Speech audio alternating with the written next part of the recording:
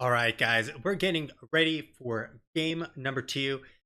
We had Archetype take a very decisive victory over Baby Makers, running that game down to basically a 13-14 minute game, and with a 16 versus 13 level advantage. So hopefully we'll be able to see a little bit more from the likes of Baby Makers, because right now Archetype is really looking like the role model for Division A West on how to draft and how to play. So we're going to be hopping into game number two.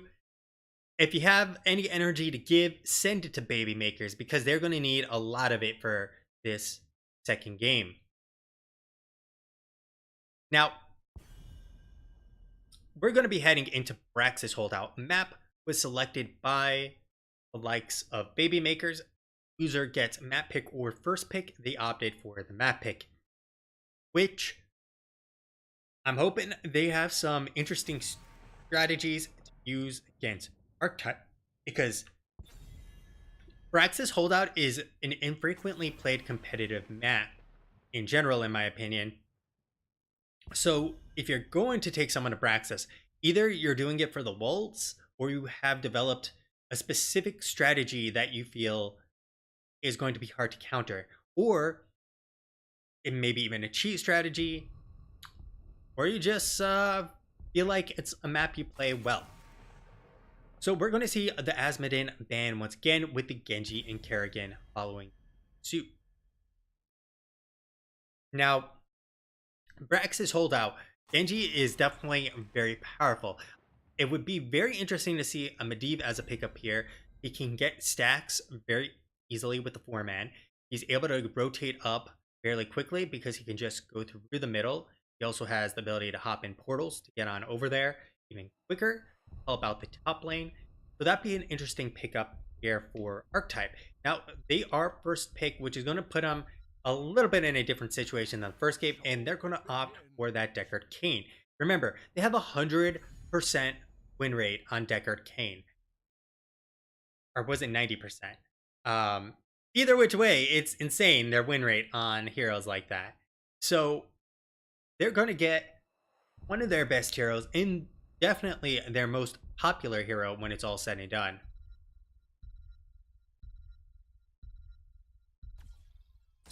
We're going to see the Gul'dan as one of the picks alongside of Malfurion.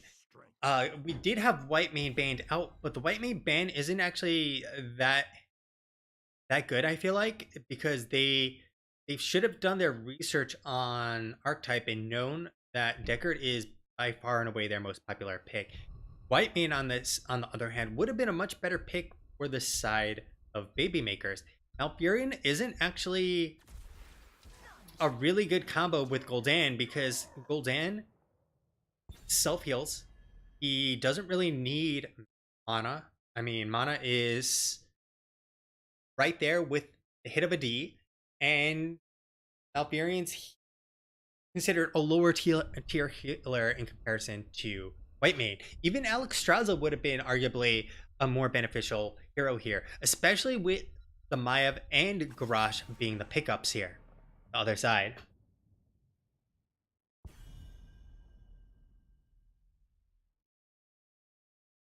Now,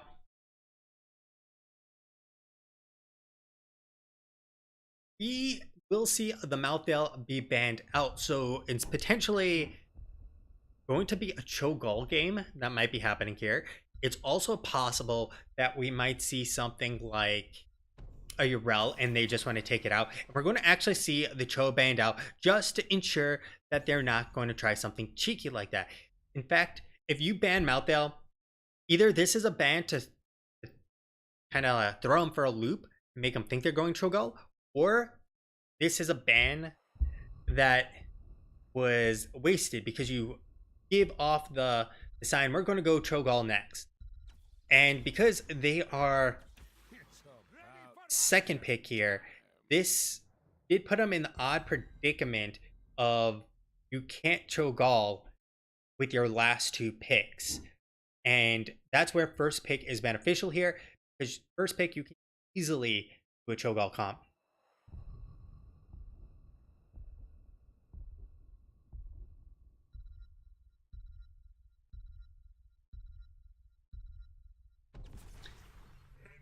And with that, they're going to pick up the Tychus and Muradin. Tychus is definitely a good choice against Garrosh. They also have the Phoenix and the Yrel. So Yrel should be in that solo lane. Phoenix going to dish out a lot of damage. And we're going to get a Sonya in the top lane. I don't particularly like this, largely in part due to Sonya should lose against Yrel. Additionally, I'd even venture to say at this point in time, Twin Blades variant would have been definitely the better pickup here for the side of Baby Makers. Twin Blades wins against Yrel. They have minor amounts of CC. They do have a taunt, but Twin Blades still autos through that. And Maiev doesn't really have CC, it's just a tether back.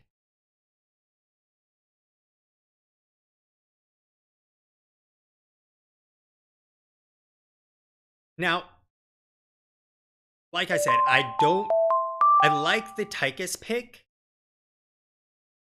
but he has to be very careful. It's easy for him to get pulled on back. It's quite easy for him to get caught in the Groundbreaker. They do have a significant amount of clear. Equal wave cleared, I say. Phoenix, Maiev versus Gul'dan and Tychus, roughly equal. But the solo lane situation is going to be brutal. Yrel is going to send Sonya back to the Stone Age and make her truly look like a barbarian. So I'm going to have to give game number 2 over to Archetype based on this draft. But we're going to be heading into the second game now. We got Virtuoso on the Garrosh. We're going to have Rhanorus on the Deckard Cain. We're going to have a super flip on the Phoenix. Solo on the Maiev. And finally, Odin is going to be on the Yrel. And that's going to be Archetype. On the other side, we got Slobo Laggins on the Muradin. We got Sanch on the Tychus, carrying a big package, might I add. And Stony on that Malfurion. We got Amy One Kenobi on the Gul'dan. And finally, Lawlins is going to be on that Sonya. And that's going to be Baby Makers. The toss on back, Slobo will be able to get on out, and the root is going to just connect. We do have Tough as Nails as the pickup here. We have Shando's Clarity, which doesn't make too much sense here considering their team comp overall. I would have gone with the Rejuvenation personally. A nice double stun there from Virtuoso, and a big double root there from Rhanorus. Now, we do have the Groundbreaker at 2, Bonds of Justice, Mobile Offense, Maraud's Insight, and finally Scroll of Identify. You do have the Echoed Corruption, Perfect Storm, and finally a Dash. Now, top lane, like I said, we actually have Lawlins playing this really slow. I mean, he basically has to let the waves come on in. Odin can knock him on out at any given point. And in the meantime, we're actually going to have a kill on Stony. So first blood of the game, no support here, and it's going to make life a little bit tough. Thankfully, they are pretty healthy, and they have the Muradin who can take a chunk of that in the meantime. Lawlins, though, as expected, going to be losing this lane against Odin. There's not a whole lot he can do here other than hope that he can spin to win or let the waves collapse. Now, he will never win this top beacon. And when I say never, I really mean he should never win it. Coming on in Virtuoso, looking for the toss on Stony. Will have to settle for a Muradin. But Slobo doesn't care. Coming on in, slapping the booty of Solo. Sanch will dash on out, but he's going to come on down. Super flip, trading out that shield for the double kill onto the Baby Makers. The toss on back on the Slobo will be hopping on over. And with that, they will be getting control of the beacon very quickly here.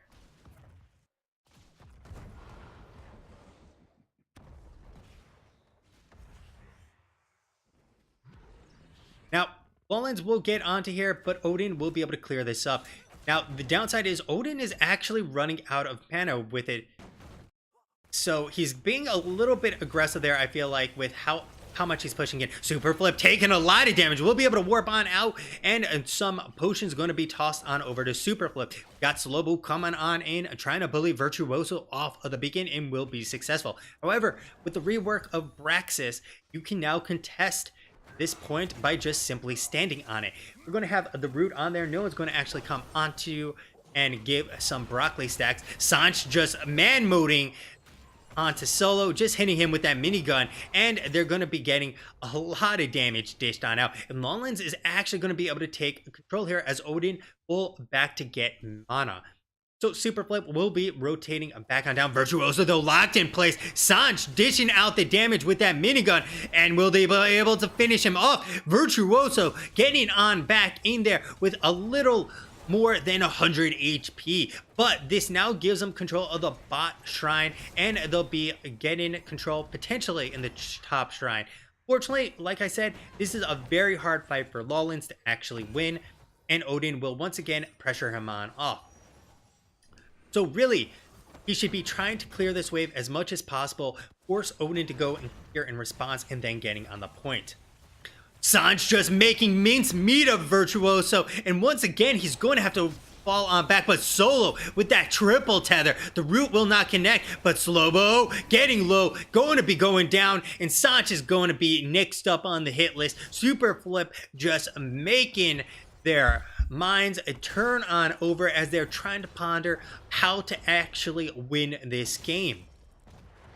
Lawlins still trying to go at it with Odin. Odin is actually out of mana at this point, basically. Virtuoso going to be coming around. Lawlins has nowhere to go, and Virtuoso going to just body him on out, toss him on back, and that's going to be another one, and another one, and another one for Archetype. Solo going to be coming on in. They do know Virtuoso is. Sanch does dash, will not be able to get there, and 56% to 18, but they're going to have a level 7 advantage very shortly here.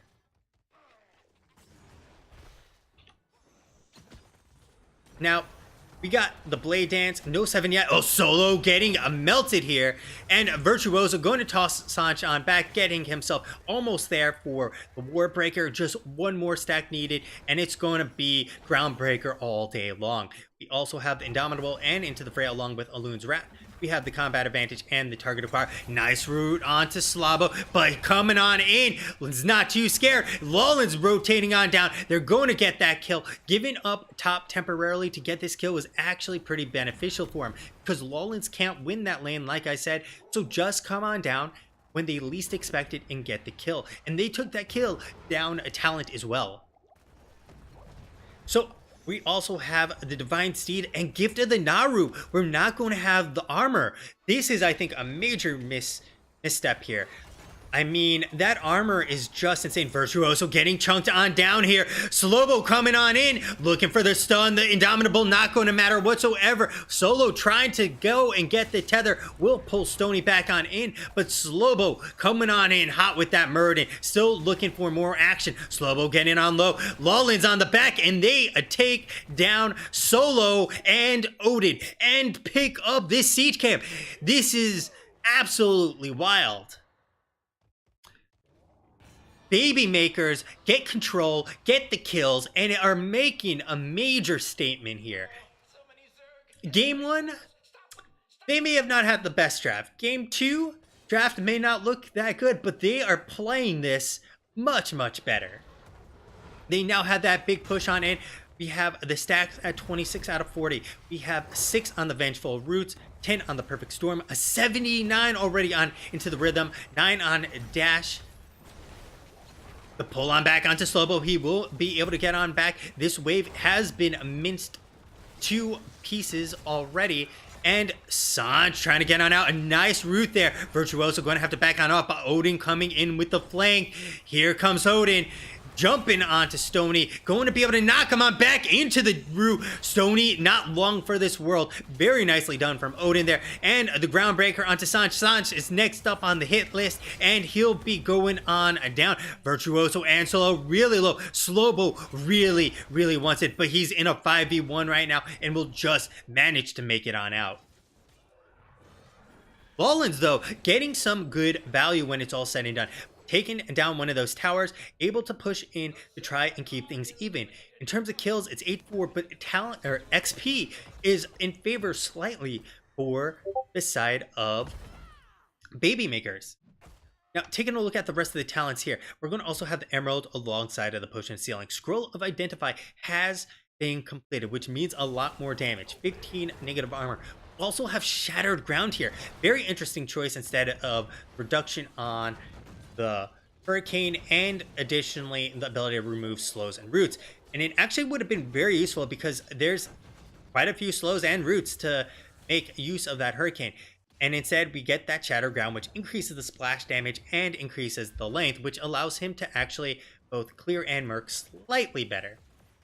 We'll also have a Life Funnel with the Wrath of the Berserker, Wild Growth with a Twilight Dream, and Lawlan's actually rotating on up here. Very interesting choice to not keep Lawlan's down bottom, despite 4 members showing themselves in the top lane. But they're opting to push with this camp. So this is a really smart decision. They decided, you know what?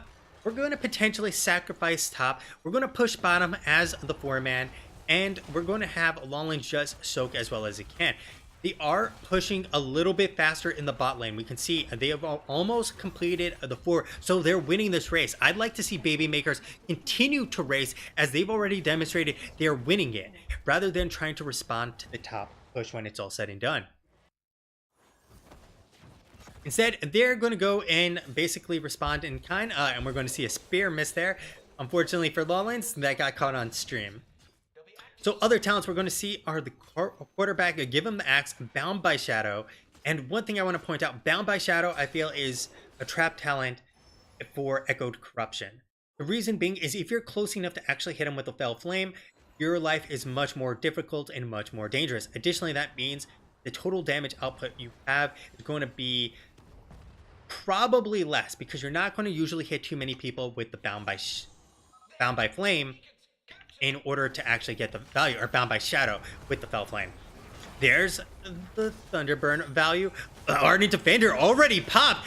We got the Containment Disc, use a Planet Cracker coming on out. Not going to be doing too much. The Horrify from Amy One Kenobi. Super Flip is super deep. Odin has been used. Super Flip is down. Solo is super low, but they'll be able to take down Lawlan's in the meantime. Renora is going to get low. The Root not going to capture anyone. Virtuoso going to be popping the Indomitable, but Slobo going to land the stun afterwards. The Root is beautiful there, and we get the Tether, but Slobo looking for more, but he's in a very bad position. The Avatar hasn't been popped. They're pushing on in. They will connect to the stun, and Sanch is going to secure the kill, getting them 3 for 1. This is absolutely beautiful from Baby Makers. All the ladies out there are now already starting contractions because of how magnificent this gameplay is from Baby Makers.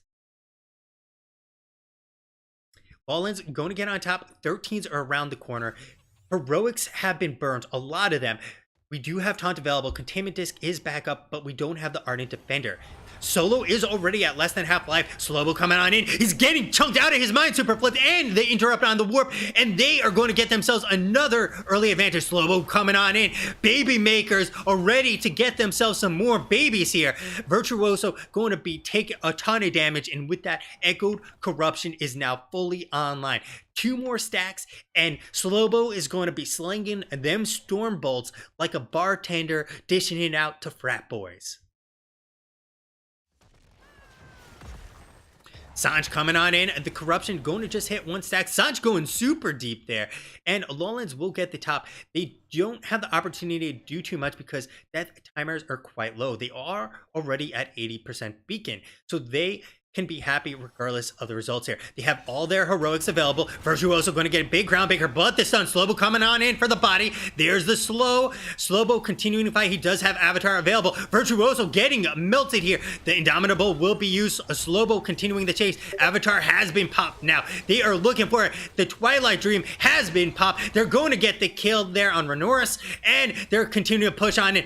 Virtuoso going to be hit with the bomb. Lawlan's going to be tossed on back, but the beautiful Horrify is going to keep Lawlan's up for now, but they will snag a kill despite that. Solo still coming on in, and they'll have to retreat. The 2 for 1 Baby Makers keep racking up the babies here, and they're now leading in the kill count.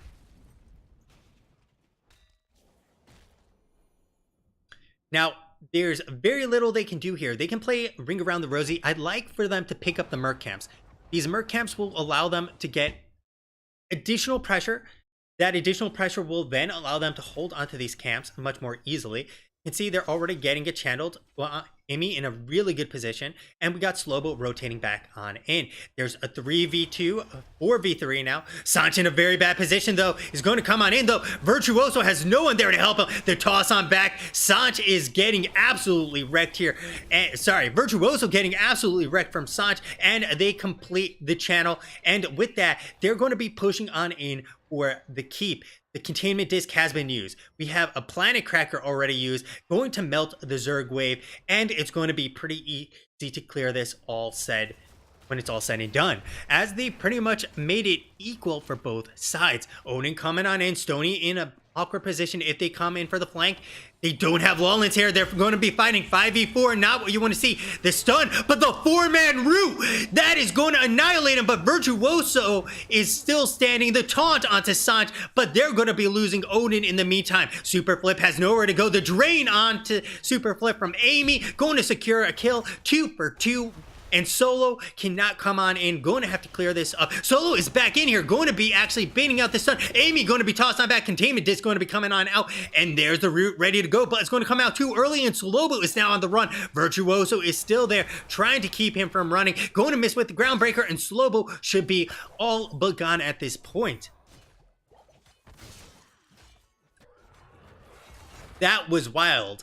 They decided to defend, fought 5v4, and that actually I think cost them quite a bit.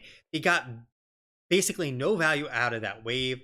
It was evened out from the planet cracker, and because of that, they fought 4v5. If I'm Baby Makers, they should have been pushing as 5, because if you fight 5v5, there is no planet cracker. Essentially, this entire game, Archetype is playing down a heroic, because if you're using Planet Cracker solely, oh, they're coming in looking for it. Solo has nowhere to go. Slabo's going to be there. The dwarf toss, Solo does use that containment disc, but Stony is there. Solo is trying to juke out of his mind. He is mounted on up, but will get dismounted. We got them coming in around. Solo has the jukes. He's got the moves. Odin coming on in. He does have the Ardent Defender popping it already. Virtuoso, though, coming on in to try and help. There's the Divine Seed value. Slobo is there. The stun will not miss. Or sorry, will not land from Slobo, will indeed miss. Slobo has very little room to maneuver here. Super Flip will have his shield chunk on down. They're looking for it. The stun, the root, Super Flip goes down. And they get themselves another man advantage, pushing on in to take down these towers.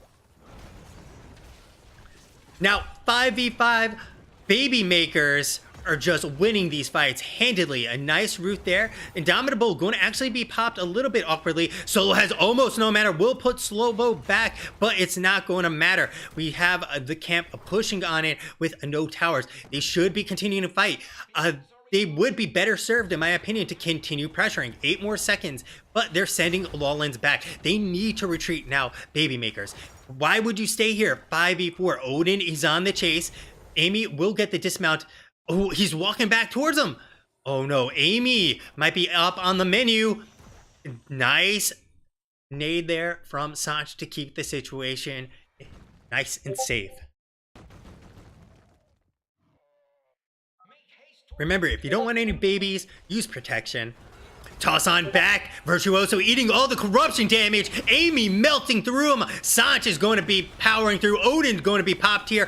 But Sanch in an awkward position. Lorinator going to be used, but he's melting through him. Solo is almost dead. The Horrify going to keep him from getting on out. Super Flip will get the kill onto Sanch, but Odin is super low. Lawlens spinning to win on top of them. Super Flip has nowhere to go. The port on back, and they are now fighting 4v2. Renoris is next up on the menu, and they are going to get 3 kills for the Baby Makers. Baby Makers are just going absolute beast mode here. If you're looking for any donors, I advise you to look into the Baby Makers. These guys are showing how strong they are against the number 1 seed team. They're making this game look like everything I thought absolutely wrong, because they're playing this beautifully. Now, this is going to be another 100% Zerg wave. It'll be at the top this time, and there is a fort. They should be pushing on up to go and stop Super Flip as early as possible. They're actually rotating up safely. They will get the camp here, get additional pressure, but remember, Planet Cracker, when Planet Cracker is down, this means they can fight 5v5 and be up in heroics. Zerg are going to be melted here, and this time they are looking to fight as a 5-man unit. They do have Stony coming in quite slowly when it's all said and done, though. Wallen is going to get up that Fury. Wrath of the Berserker not popped quite yet. Slobo going in there, getting on deep. Solo will come on down pretty low. Slobo is very deep. We got Stony pushing on forward. Odin has yet to be popped as well. All heroics are still available. The big stump from Slobo going to land on 2. They're not going to be able to do too much. The Horrify, though, going to start melting to Virtuoso. Virtuoso does not have anywhere to go. The Indomitable has been used. Lawlins landing a God Spear. Super Flip, able to get back with that core, and they're now pushing on in with the man advantage on the side of Baby Makers.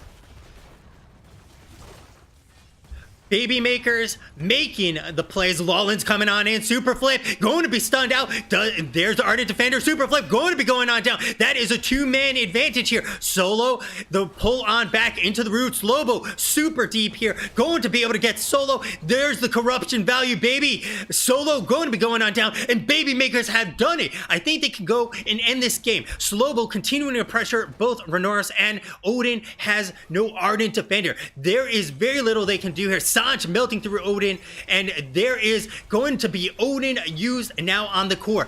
Baby Makers walking away with game number 2, looking a little bit weaker in the early game, but making everything happen that they needed to take us to a game number 3. Core is going to fall here. Odin is going to be dropping here. Virtuoso's desperately trying. Renoris, well, Renoris is not going to be able to do too much here, as he'll be dropping as well.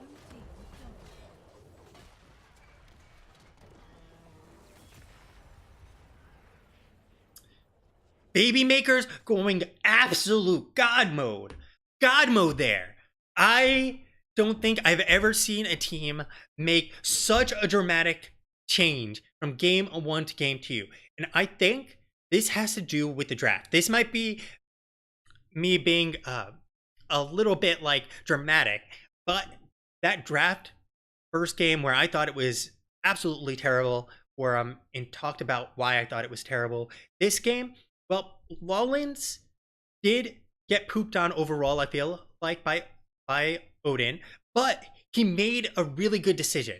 The team, whoever made the shot call to have Lawlins come down at that point, was the key moment in the game to turn the game around. 7 versus 6. They get a kill, and the momentum starts building up slowly but surely. They get the wave. They get the additional pressure in the bot lane. They get the heroics. And I think that this time it was actually a critical mistake from Archetype. They chose Planet Cracker. Planet Cracker essentially means, like I said, you're fighting down a heroic every single time. Super Flip uses that Planet Cracker. It's like, let's go, guys. It's like fighting 5v4 almost at that point, because you're up in a massive amount of heroic value. Additionally, when you have some short heroics like Wrath of the Berserker, you basically have it ready to go for every single fight. And let's look at these stats. I mean, Lawlins, 145k, clearing out of his goddamn mind. Maybe Shattered Ground is the OP choice, and Lawlins knows something that every other Sonya player generally is choosing incorrectly. Because Shattered Ground is usually not the choice, but it seemed to have some good effect to help him clear things up when it's all said and done. Super Flip, well, look at that. Clear. I mean, let's be honest, Planet Cracker value did occur. They cleared up the Zerg wave, but that also means they fight 5v4. And I feel like it would have been better for him to let it push in, have the Purification Salvo ready to go for a 5v5, and it would have looked much better. Amy coming on in with 100k, and Solo actually really close as well with 99k. But damage, everyone should be scared right now. Sanch, a goddamn madman. 70,000 damage. He had an insane amount of stacks early game. I wager he hit over 100 stacks easily on the rhythm. I wished you could see how many when it came down to it at the end of the game there. Fortunately, you can't. So if you do the math, that's 100 stacks is 3 additional seconds. So 3 additional seconds is enough to basically melt every single tank in the game. Now, rest of the damage output, Super Flip trying his best there. Slow-mo Laggins. This guy was a monster. If you had to personify Muradin, Slow-mo Laggins might actually be Muradin in real life. Now, he was always on top of the booties of everyone of Archetype. This guy was not scared of anything. He hit that avatar, he got that healing, and he was ready to go man mode at all moments. Solo actually getting out DPS by that Muradin, and then we'll see a quick drop off with Lawlins and Stony coming in tow. To be fair, Lawlins was in a solo lane, but what's very impressive is Stony getting a lot of damage when it was all said and done. 32,000. Healing output? Well, both of these supports show they are both excellent. In Game 1 and Game 2, I feel like they're both excellent supports, and they both show it. They keep up with each other. Despite how far behind in Game 1 they were, Stony still output nearly the same amount of healing.